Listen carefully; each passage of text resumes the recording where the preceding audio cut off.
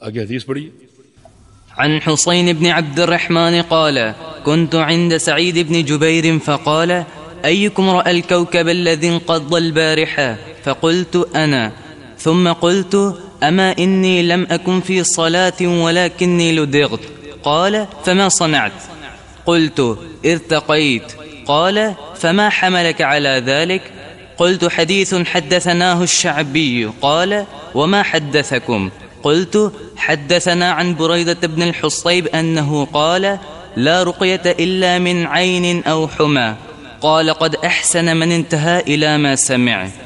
ولكن حدثنا ابن عباس عن النبي صلى الله عليه وسلم أنه قال أُرِضَتْ عَلَيَّ الأمم فرأيت النبي ومعه الرهط والنبي ومعه الرجل والرجلان والنبي وليس معه أحد إذ رفع لي سواد عظيم فظننت أنهم أمتي فقيل لي هذا موسى وقومه فنظرت فإذا سواد عظيم فقيل لي هذه أمتك ومعهم 70,000 يدخلون الجنة بغير حساب ولا عذاب. ثم نهض فدخل منزله فخاض الناس في أولئك فقال بعضهم فلعلهم الذين صحبوا رسول الله صلى الله عليه وسلم وقال بعضهم فلعلهم الذين ولدوا في الإسلام فلم يشركوا بالله شيئا وذكروا أشياء. فخرج رسول الله صلى الله عليه وسلم فأخبروه فقال هم الذين لا يسترقون ولا يكتوون ولا يتطيرون وعلى ربهم يتوكلون. فقام عكاشة بن محصن فقال ادعوا الله أن يجعلني منهم. قال أنت منهم. ثم قام رجل آخر فقال ادعوا الله أن يجعلني منهم. فقال سبقك بها عكاشة. وفقك الله فتح الله عليك. ما شاء اللہ قراءتک طیبہ جزاک اللہ خیرہ. یہ نبی علیہ السلام کی حدیث جو صحیح بخاری میں موجود ہے. عن حسین ابن عبد الرحمن قال، حسین ابن عبد الرحمن فرماتے ہیں، یہ حسین یہ کوفہ کے محدثین میں ثقہ ہیں. یہ ابو الحدیل ان کی کنیت ہے اور 136 ہجری میں ان کا انتقال ہوا تھا اور ان کی عمر 93 سال تھی. جو 100 کے لگ بھگ علماء فوت ہوتے ہیں ان کو شیخ معمر کہا جاتا ہے. شیخ معمر یہ ان کا ایک لقب ہے. ملحق الاجداد بالاحفاد کہ دادوں کو پوتوں سے ملانے والا اپنی سند کے ذریعے. یعنی جو ان کے دور کے علماء اور محدثین ہیں وہ ان کو دادوں تک پہنچا دیتے ہیں کیونکہ پوری ایک صدی انہوں نے لپیٹ رکھی ہوتی. اور علماء ایسے محدثین سے ملنے کا شوق رکھتے تھے تاکہ سند کا علو حاصل ہو جائے. یہ 93 سال ان کی عمر تھی. کہتے ہیں کہ کنت عند سعید بن جبیر، میں سعید بن جبیر کے پاس بیٹھا ہوا تھا. اور سعید بن جبیر رحمہ اللہ علماء تابعین میں سے ہیں. عبداللہ بن عباس کے خاص شاگرد ہیں. خصوصی تلمذ ان کو حاصل تھا جناب عبداللہ بن عباس رضی اللہ عنہما کا. اور یہ حجاج کے دور میں قتل کر دیے گئے تھے اور ان کی عمر 50 سال سے زائد نہیں ہو سکی تھی، لیکن بہت بڑے فقیہ تھے اور محدث تھے. یہ حسین بن عبد الرحمن سعید بن جبیر کے پاس بیٹھے ہوئے تھے. فقال، انہوں نے کہا، بلکہ سعید نے پوچھا کہ ایکم رأى الكوكب الذي انقض البارحة، کہ رات ایک ستارہ ٹوٹا تھا وہ تم میں سے کس نے دیکھا ہے؟ رات ایک ستارہ ٹوٹ کے گرا تھا، انقض بمعنی سقط، وہ تم میں سے کس نے دیکھا ہے؟ ستارے کا گرنا اس کا سب سے اہم سبب یہ ہے کہ بعض اوقات شیاطین اور جن جو انتہائی خبیث ہوتے ہیں، جن کا تعلق زمین پر موجود کاہنوں اور عاملوں سے ہوتا ہے، جو کہتے ہیں کہ ہمارے قبضے میں موکل ہیں، وہ انہیں غیبی خبریں پہنچانے کی کوشش کرتے ہیں.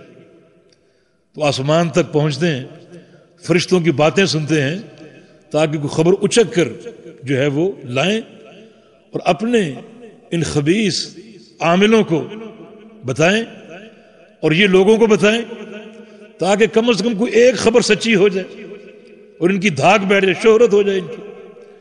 تو اللہ تعالیٰ نے اور آسمان کی خبروں کی حفاظت کے لیے جب وہ فرشتوں کو مامور کیا ہوا ہے، اور یہ ستارے شہاب ثاقب بن کر ان جنوں پر لپکتے ہیں اور ان کو اچکتے ہیں اور ان کو اوپر پہنچنے سے روکتے ہیں۔ تو فرمایا کہ وہ ستارہ رات گرا تھا، کس نے دیکھا ہے؟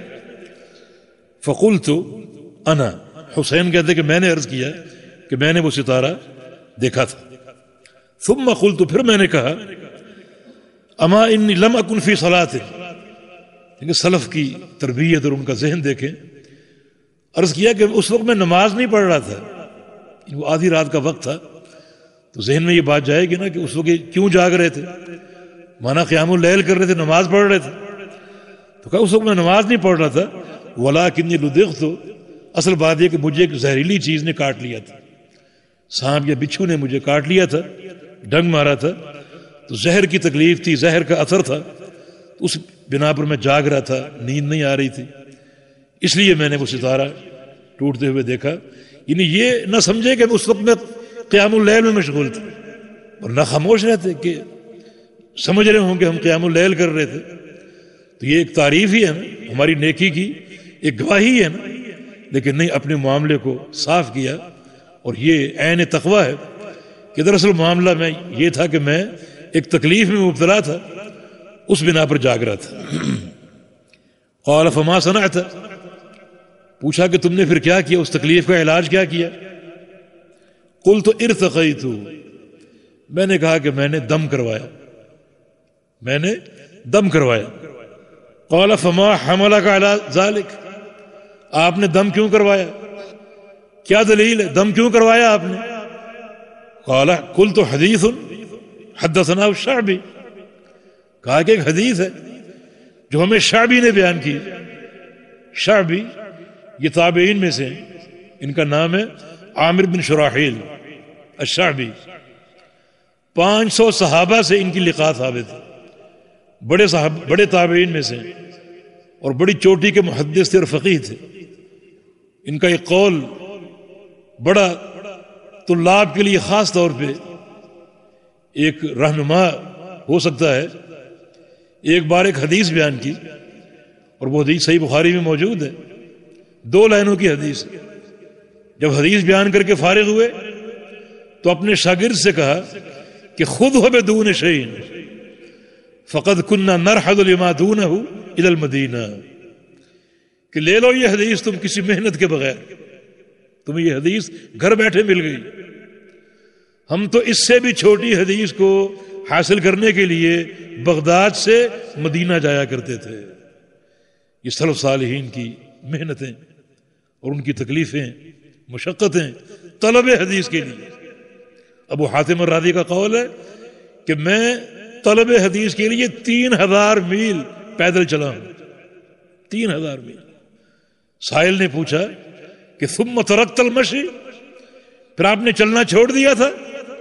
کہا نہیں، ثم ترکت العد، پھر میں نے گننا چھوڑ دیا تھا۔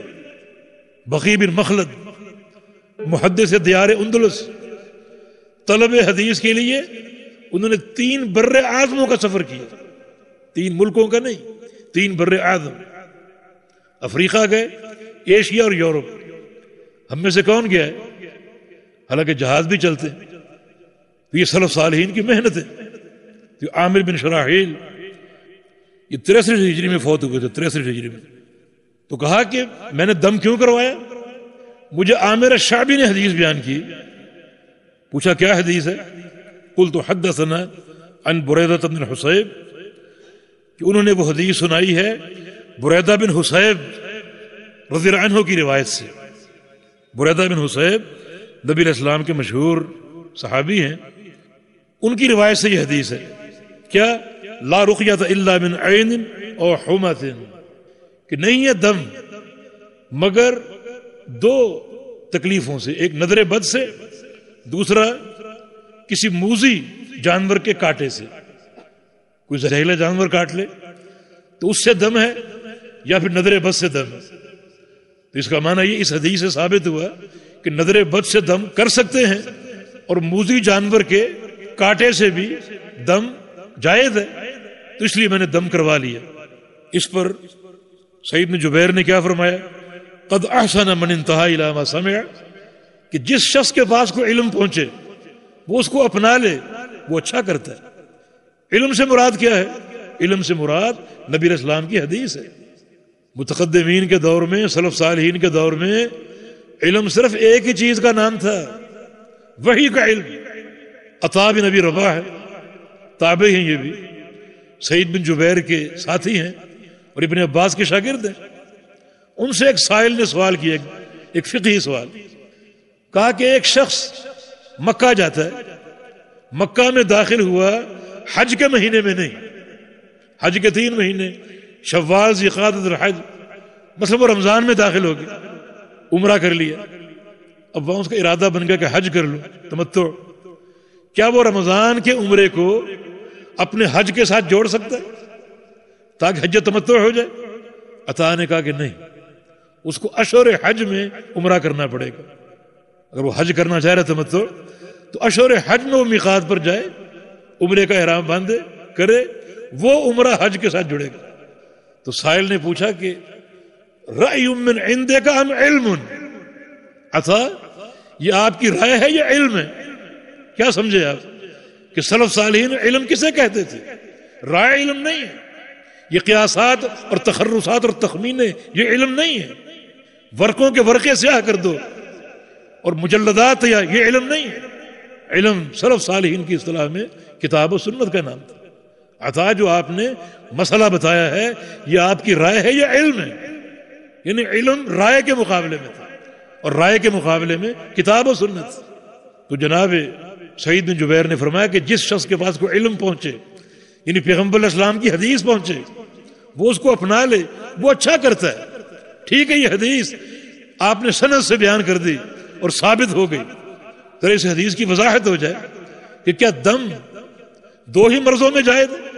صرف نظر بد اور جانور کے ڈسے ہوئے انسان کو دم کرنا، اس کے علاوہ کسی مرض پر دم کرنا جائز نہیں ہے؟ کیونکہ حدیث تو یہ ظاہر ہو رہا ہے کہ نہیں ہے دم مگر ان 2 چیزوں میں، ایک نظر بد اور ایک جانور کا ڈسا ہوا۔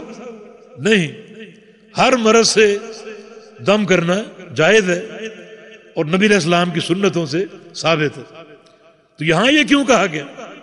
اس کا معنی بعض علماء نے اس طرح کیا، جن میں امام خطابی رحمہ اللہ علماء متقدمین میں سے ہیں، وہ کہتے ہیں کہ اس کا معنی یہ کہ لا رقیۃ اشفا و اولا من رقیۃ العین والحمى، کہ نظر بد اور جانور کے کاٹے کا جو دم ہے یہ سب سے بڑھ کر شافی ہے۔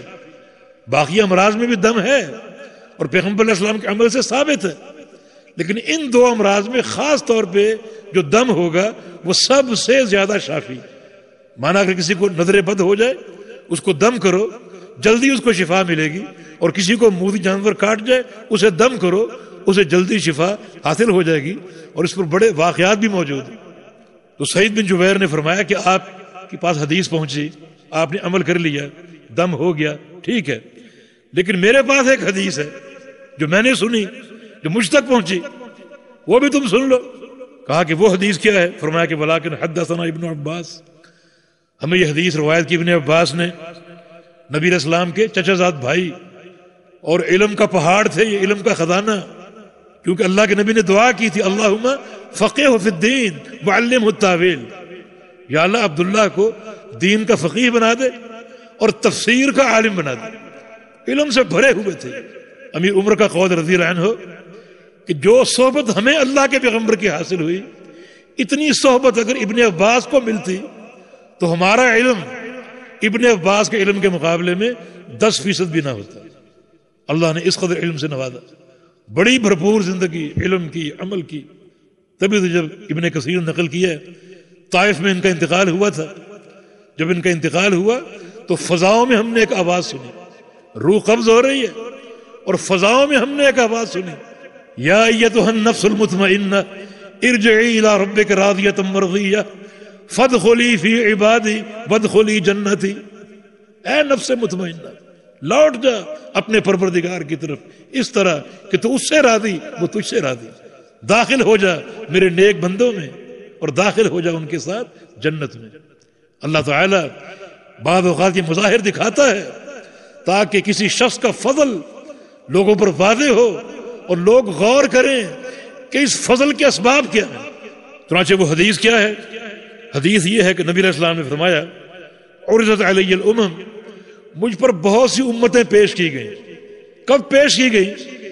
یہاں صراحت نہیں ہے، یہاں صراحت نہیں، لیکن ایک روایت میں جو مسند احمد وغیرہ میں، سنن نبی داؤد میں، کہ معراج کی رات اللہ تعالیٰ نے مجھے بہت سی امتیں دکھائیں، گویا میدان محشر قائم ہے اور ہر امت اپنے نبی کے ساتھ کھڑی ہے، ہر قوم اپنے نبی کے ساتھ کھڑی ہے۔ یہ منظر اللہ تعالیٰ نے مجھے دکھایا، اللہ تعالیٰ دکھانے پر قادر ہے، کیفیت ہم نہیں جانتے۔ فرمایا کہ فرائیت النبی ومعہ الرہط، میں نے بعض انبیاء دیکھے ان کے ساتھ ایک رہط، ایک جماعت کھڑی ہے۔ رہط اس جماعت کو کہتے ہیں جس میں افراد 10 سے کم، 6 افراد، 5 افراد، 7 افراد کھڑے ہیں ایک نبی کے ساتھ۔ مانا اس نبی نے پوری زندگی دعوت پر محنت کی اور حاصل کیا ہوا؟ یہ 5-6 افراد، باقی کسی شخص نے مان کر نہیں دیا۔ والنبی ومعہ الرجل والرجلان، اور میں نے کچھ ایسے نبی دیکھے جن کے ساتھ 2 آدمی اور کچھ ایسے نبی جن کے ساتھ ایک ہی آدمی کھڑا ہے۔ والنبی ولیس معہ احد، کچھ ایسے نبی بھی دیکھے جو اکیلے کھڑے ہیں، ایک فرد واحد بھی ساتھ نہیں، اکیلے کھڑے، پوری زندگی کام کیا دعوت کا، لیکن ایک شخص نے بھی دعوت کو قبول نہیں کیا۔ تو کیا کہو گے؟ نعوذ باللہ، یہ نبی ناکام تھا۔ وہ آج کل کے جمہوری دور میں ایک ووٹ بھی پیدا نہیں کر سکا، نہیں، ناکام نہیں تھا۔ ہر نبی کامیاب ہوتا ہے، اور نبی کی کامیابی یہ ہے کہ اپنے منہج توحید پر قائم رہے۔ یہ نہیں کچھ لو اور کچھ دو، کچھ تنازل اختیار کرو، کچھ مان لو کچھ منوا لو، نہیں، جو صریح توحید خالص اس پر قائم رہے، اس سے تنازل نہیں، اس سے ہٹنا ممکن نہیں، مانو یا نہ مانو۔ یہ کامیابی، وہ شخص کامیاب نہیں ہے جس کی زندگی میں تنازل ہو، کچھ لے لو کچھ دے دو، اور اس طریقے سے ہزاروں لوگ جمع کر لے، جس کی زندگی ملاوٹ سے بھری ہو، ہر ایک کے ساتھ دوستی ہو، محبتیں ہوں، اور کوئی تمیز نہ ہو۔ اس کے تو ہزاروں واقف ہیں، لاکھوں اس کے مرید ہیں۔ یہ کوئی کامیابی نہیں، یہ کامیابی اکیلا کھڑا ہے، ایک شخص نے مان کر نہیں دیا لیکن کامیاب ہے۔ کیوں؟ منہج سے وفا، عقیدے سے وفا، توحید سے وفا۔ یہ اسوہ انبیاء سیکھو۔ اور ایک اور بات بھی سمجھو کہ دین کثرت کا نام نہیں ہے۔ یہاں کیا کہو گے پھر؟ نبی اکیلا ہے۔ اگر کثرت حق ہے تو یہاں کیا فیصلہ کرو گے؟ نہیں، کثرت کا نام دین نہیں۔ اکثرہم بالحق قارئون، اکثریت کا مزاج یہ ہے، ہر دور میں اکثریت ہر دور کی حق کو ناپسند کرنے والوں کی ہوتی۔ اللہ کے بہت تھوڑے بندے شکر گزار ہوتے ہیں، سچے عقیدے پر ہوتے ہیں۔ کبھی حق کو تعداد کے پیمانے پر مت تولو۔ اور پیغمبر علیہ السلام کی حدیث ہے کہ ان الاسلام بدا غریبا وسیعود کما بدا غریبا، کہ اسلام غربت سے شروع ہوا، اجنبیت سے، 2 افراد سے، پہلے ایک فرد پھر 2 فرد، اجنبیت سے شروع ہوا اور اسی اجنبیت پر لوٹے گا۔ ایک وقت آئے گا سچے دین کے حاملین بہت تھوڑے رہ جائیں، ہو سکتا ہے 1 اور 2 رہ جائیں۔ تو کبھی حق کو، منہج اور عقیدے کو تعداد پر مت تولو بلکہ دلیل پر تولو، اور دلیل کتاب و سنت کی، قرآن و حدیث کی دلیل کس کے پاس؟ ابن مسعود رضی اللہ عنہ فرمایا کرتے تھے الحق الجماعت اذا كنت على الحق ولو كنت وحدك۔ جماعت کیا ہے؟ کہ حق تمہارے پاس ہو خواہ تم اکیلے کیوں نہ ہو۔ جماعت کثرت تعداد کا نام نہیں، جماعت حق کا نام ہے، اور حق اللہ تعالیٰ کی وحی کا نام ہے۔ تو فرمایا کہ ایسے انبیاء بھی دیکھے جو اکیلے تنہا کھڑے ہیں، ایک فرد واحد بھی ساتھ نہیں۔ اذ رفع علی سواد عظیم، اسی دوران ایک بڑی جماعت مجھے دکھائی گئی، بڑی جماعت میں نے دیکھی، دور سے آ رہی، بڑے افراد، چونکہ جماعت دور تھی، لوگ نظر آ رہے تھے مگر چہروں سے شناسائی نہیں ہو رہی تھی۔ فظننت انہم امتی، میں سمجھا کہ یہ میری امت ہے، اتنی بڑی جماعت یہ میری امت ہے۔ فقید علی، مجھے بتایا گیا کہ ھذا موسیٰ وقومہ، یہ موسیٰ علیہ السلام اور ان کی قوم ہے۔ فنظرت فاذا سواد عظیم، پھر میں نے دیکھا ایک اور بڑی جماعت دکھائی دی، اس سے بھی بڑی۔ فقید علی ھذہ امتک، بتایا گیا کہ یہ آپ کی امت، بڑی تعداد۔ ومعهم 70,000 يدخلون الجنة بغیر حساب ولا عذاب، اور یہ بتایا گیا کہ آپ کی اس امت میں 70,000 افراد ایسے ہیں جو جنت میں داخل ہوں گے بغیر حساب کے، بغیر عذاب کے۔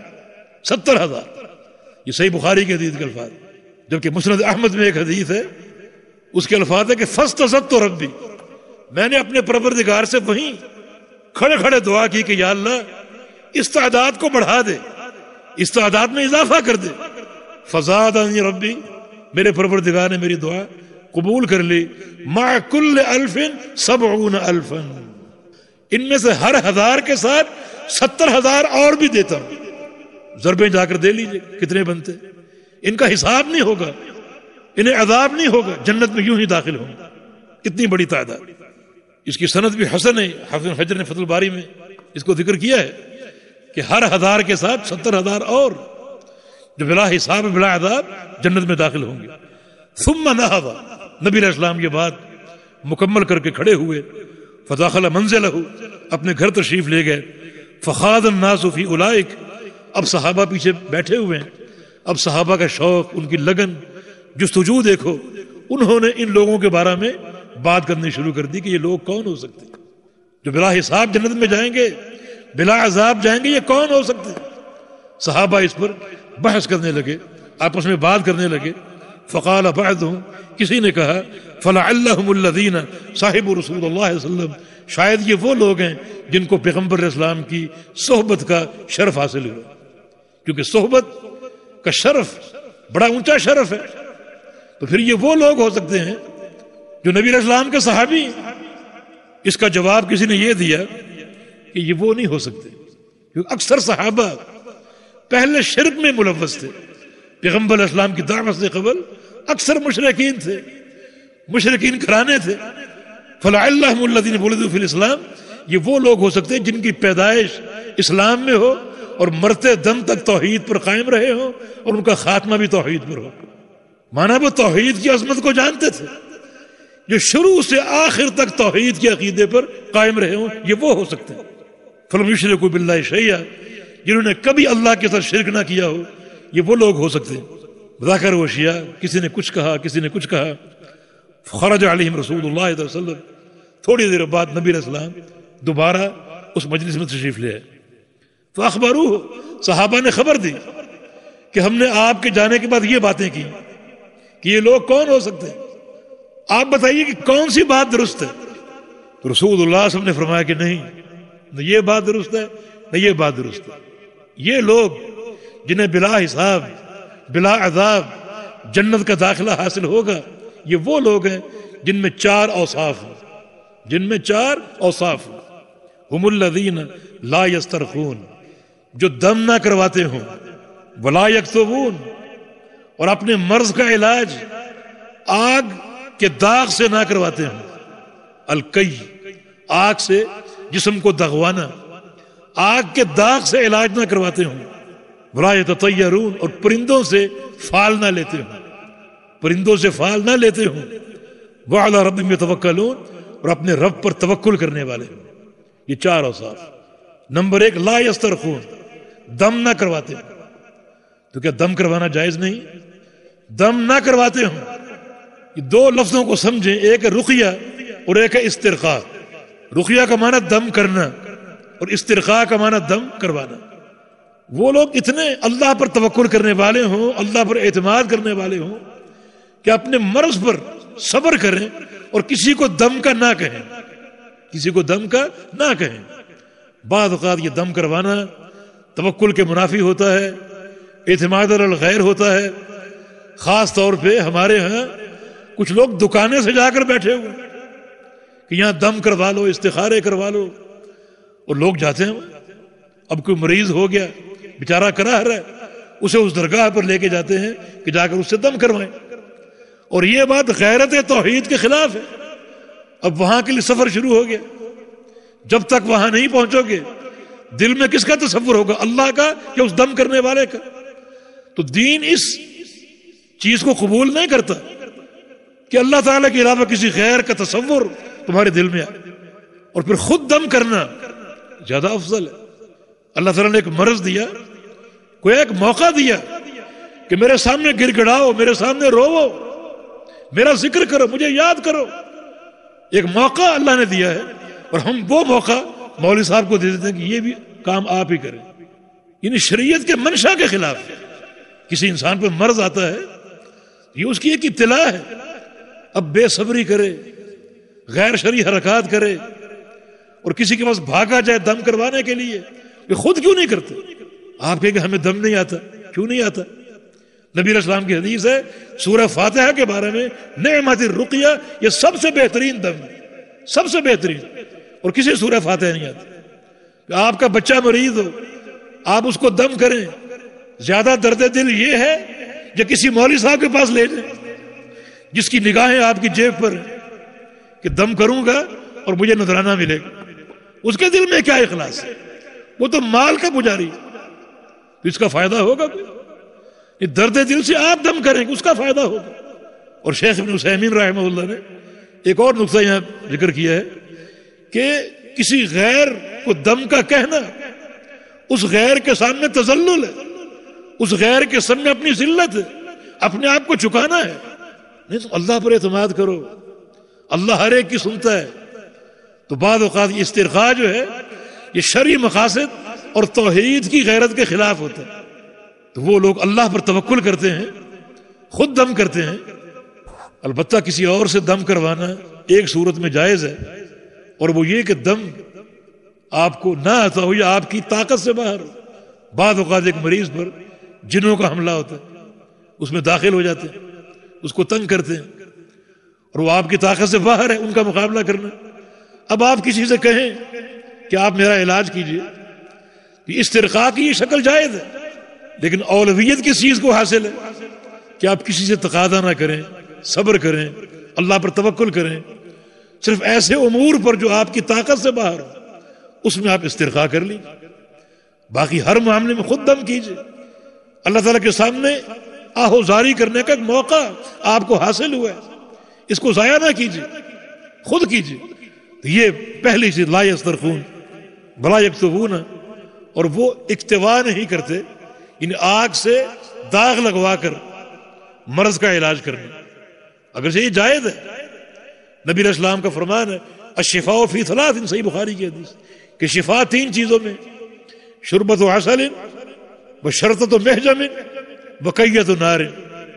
3 چیزیں شفا ہیں. ایک شہد پینا, دوسرا سنگی لگوانا حجامہ, اور تیسرا آگ سے داغ لگوانا. جائز ہے یہ. آگے فرمایا کہ انہا عن الکی, میں اس علاج سے روکتا ہوں, یہ آگ سے داغ لگوانے کے علاج سے منع کرتا ہوں. یہ منع تحریمی نہیں بلکہ یہ منع جو ہے اختیاری ہے, کہ بہتر یہ ہے کہ یہ طریقے علاج نہ اپنائے, اس کے مقابلے میں صبر کر لے. اس میں تعذیب ہے, اذا ہے, تکلیف ہے, اس کو جھیلنے سے بہتر صبر کرے, یہ اور طرق علاج وہ اپنا لے اور وہ اختیار کر لے. بہرحال کئی جو ہے جائز ہے, یہ آگ کا داغ جائز ہے, لیکن اولویت اور افضلیت اس چیز کو حاصل ہے کہ اس علاج کو اختیار نہ کیا جائے. اس سے بہتر اللہ پر توکل کرنا ہے, اور دیگر جو طرق علاج ہیں ان کو آپ تلاش کیجئے اور ان کا قصد کیجئے. اور تیسری لا یتطیرون, پرندوں سے فال نہیں لیتے. اس کے بہت سے طریقے ہیں. جو طریقہ عرب میں معروف تھا وہ یہ تھا, جب اپنے گھروں سے نکلتے جو پرندہ راستے میں پہلا دکھائی دیتا اس کو اڑاتے. اگر وہ دائیں طرف گیا ہے تو سمجھتے یہ سفر بابرکت, اگر بائیں طرف گیا ہے سمجھتے یہ سفر نقصان دہ ہے, اس میں نحوست ہے. پرندے کا بائیں طرف پرواز کرنا یہ نحوست. واپس لوٹ آتے. یہ تشاؤم پرندوں کے ساتھ. ہمارے یہاں اس کی شکل ایک ہے پرندوں سے فال لینے کی. کسی شخص کو کوئی فکر ہو, کوئی مرض ہو, کوئی تکلیف ہو, کوئی خسارہ ہو, تو اپنی قسمت کا حال معلوم کرنے جاتا ہے ایک فٹ پاتھیے کے پاس. بیچارہ فٹ پاتھ پہ بیٹھا ہوتا ہے، گندے کپڑے، گندا منہ اور گندی بدبو اس کے منہ کی اور گندا کردار اس کا، اس سے اپنی قسمت کا حال معلوم کرنے جاتا ہے۔ اور وہ کیا کرتا ہے؟ وہ طوطے سے پوچھتا ہے۔ ایک انسان کی عقل دیکھو، اتنی ذلت، ایک ذلیل ترین انسان کے پاس جانا اور وہ آگے طوطے سے پوچھتا ہے کہ اس کی قسمت کا حال بتاؤ۔ تشاؤم کی یہ صورت شرک ہے۔ گھر سے نکلیں، بلی راستہ کاٹ جائے، ہم سمجھتے ہیں سفر میں نقصان ہوگا، واپس آ جاتے ہیں۔ گھر کی چھت پہ الو بول جائے کہ نقصان ہو رہا ہے، کوئی آفت آنے والی، یہ ساری شرکیہ صورتیں، اور اس میں داخل لا یتطیرون، جنت میں جو بلا حساب داخل ہوں گے وہ تطیر نہیں کرتے، کسی چیز سے بدفعلی نہیں لیتے، ان کا یہ عقیدہ ہے خیر ہو یا شر ہو اللہ کی طرف سے آئے گی، وہ اپنے عمل کی اصلاح کرتے ہیں۔ یہ پوچھا کہ اگر اپنی مرضی سے کوئی دم کر دے، یہ سب سے بہترین طریقہ۔ صحابہ نے نبی علیہ السلام سے پوچھا تھا، یا رسول اللہ علیہ وسلم اپنے کسی بھائی کی ہم عیادت کے لیے جائیں، اس کو دم کر سکتے ہیں؟ فرمایا کہ من استطاع ان ينفع اخاه فلينفع، جو اپنے بھائی کو نفع دینا چاہے وہ ضرور اس کو نفع دے، یعنی ضرور دم کرے اس کو، یہ سب سے بہترین صورت۔ لیکن استرخاء جو ہے اس میں جو ہم نے کلام کیا اس کی صورتیں بتائیں آپ کو، لیکن رقیہ بذات خود دم کرنا، ایک بار جبریل امین اللہ کے پیغمبر کے پاس آئے، رسول اللہ صلی اللہ علیہ وسلم کو بخار زدہ پایا، جبریل نے اللہ کے پیغمبر کو دم کیا۔ ایک بار پیغمبر علیہ السلام بیمار تھے، عائشہ صدیقہ نے پیغمبر علیہ السلام کو دم کیا، پڑھا عائشہ نے، مگر ہاتھ برکت کے لیے اللہ کے پیغمبر کا پھیرا۔ اور چوتھی صورت کیا ہے؟ وَعَلَىٰ رَبِّهِمْ يَتَوَكَّلُونَ، اپنے رب پر توکل کرتے ہیں، اپنے رب پر توکل کرتے ہیں۔ توکل میرے دوست اور بھائیو اسباب اختیار کرنے کا نام ہے، اسباب کو چھوڑنے کا نام نہیں ہے۔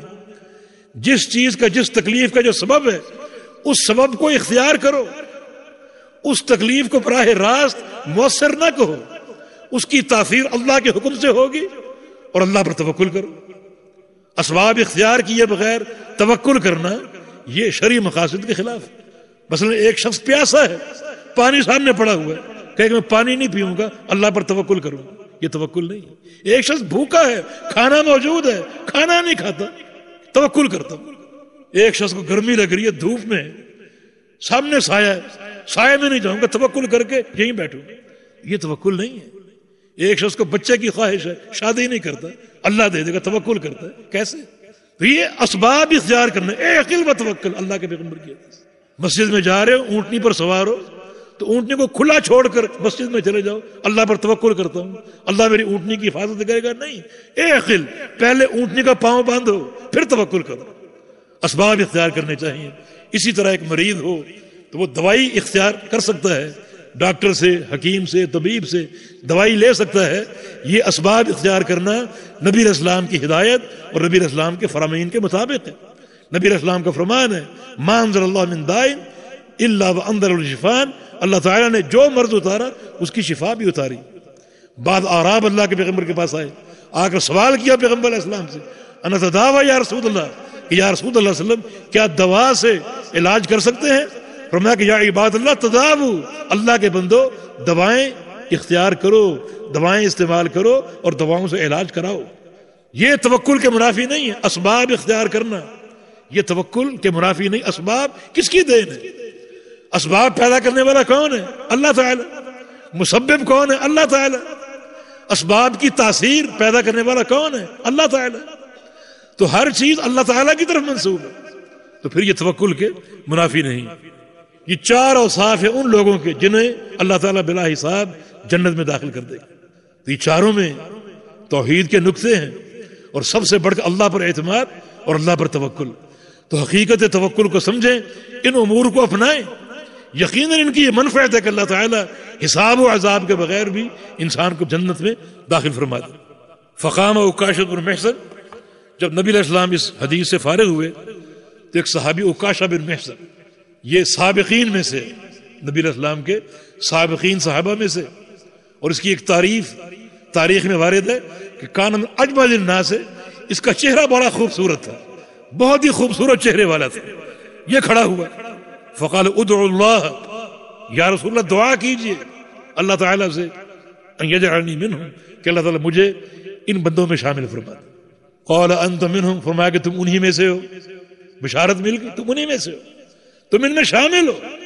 اس لیے بعض علماء نے جن لوگوں کو جنت کی بشارت ملی ہے دنیا میں، ان میں عکاشہ کا نام بھی شامل کیا، تم انہی میں سے ہو۔ ثم قام رجل آخر، پھر ایک اور شخص کھڑا ہو گیا اور کہا کہ میرے لیے بھی دعا کر دیجئے، اللہ مجھے بھی شامل کر دے۔ تو رسول اللہ صلی اللہ علیہ وسلم نے فرمایا سبقک بہا عکاشہ، عکاشہ سبقت لے گیا، عکاشہ بازی جیت گیا، سبقت لے گیا۔ یہ کیا معاملہ ہے؟ عکاشہ کو بشارت کیوں دی؟ اور جو شخص ایک لمحے بعد کھڑا ہوا وہ بھی صحابی، اسے کیوں نہیں دی؟ اس کا ایک فرق تو یہ ہے کہ جو شخص پہلے کھڑا ہوا عکاشہ، اس کا پہلے کھڑا ہونا اس بات کی دلیل ہے کہ اس کے دل میں حرص زیادہ تھی، طلب زیادہ تھی، طمع زیادہ تھی، جنت کا شوق زیادہ تھا، کہ جو ہی پیغمبر علیہ السلام خاموش ہوئے اس نے فوراً اپنی طلب پیش کر دی۔ اور جو شخص بعد میں کھڑا ہوا اگرچہ ایک لمحہ بعد، اس کی طلب عکاشہ سے کم تھی۔ اور یہاں سبقت کن کے لیے ہے؟ جن کے دل میں سچی اور زیادہ اور خوب طلب ہو۔ اس مجلس میں اس وقت عکاشہ کی طلب زیادہ تھی، وہ پہلے کھڑا ہوا۔ اس لیے اللہ کے بندو، ہر وقت عمل کی حرص، جنت کی طلب کی حرص اور یہ شوق ہمارے دلوں میں ہونا چاہیے۔ بعض علماء نے کہا جو درجہ عکاشہ کا تھا وہ اس شخص کا نہیں تھا، عکاشہ اس بشارت کے قابل تھا، وہ اس قابل نہیں تھا۔ باہر کے اللہ کے پیغمبر کا جو بھی امر ہے، جو بھی آپ کا فرمان ہے، وہ اللہ کی وحی سے ہوتا ہے۔ اس کو بشارت دینا عکاشہ کو اس بات کی دلیل ہے کہ اللہ تعالیٰ نے بدریہ وحی اس سے آگاہ فرما دیا اور آپ نے بشارت دے دی۔ دوسرے شخص کے بارے میں آگاہ نہیں فرمایا تو آپ نے خاموشی اختیار کی، بلکہ فرمایا کہ سبقک بہا عکاشہ، کہ عکاشہ سبقت لے گیا۔ تو اس حدیث کا حاصل یہ ہے کہ ہم اپنی توحید کی تحقیق کریں، ان غوامض امور پر بھی سوچیں، کتنی گہرائی ہے اس میں۔ خالی قبروں پر نہ جانا، مردوں کو نہ پکارنا، صرف یہ توحید نہیں ہے، بلکہ یہ سارے امور، یعنی کتنے گہرے نقطے ہیں یہ جن کا تعلق عقیدہ توحید کے ساتھ ہے۔ تو گہرائی میں سوچیں، خوب غور کریں، اور اس کتاب میں اس طرح کے آگے بہت سے نقاط آ رہے ہیں جن میں بڑی گہرائی اور گہرے امور مذکور ہیں توحید کے تعلق سے اور شرک کے تعلق سے۔ اللہ پاک ہم کو عافیت عطا فرمائے۔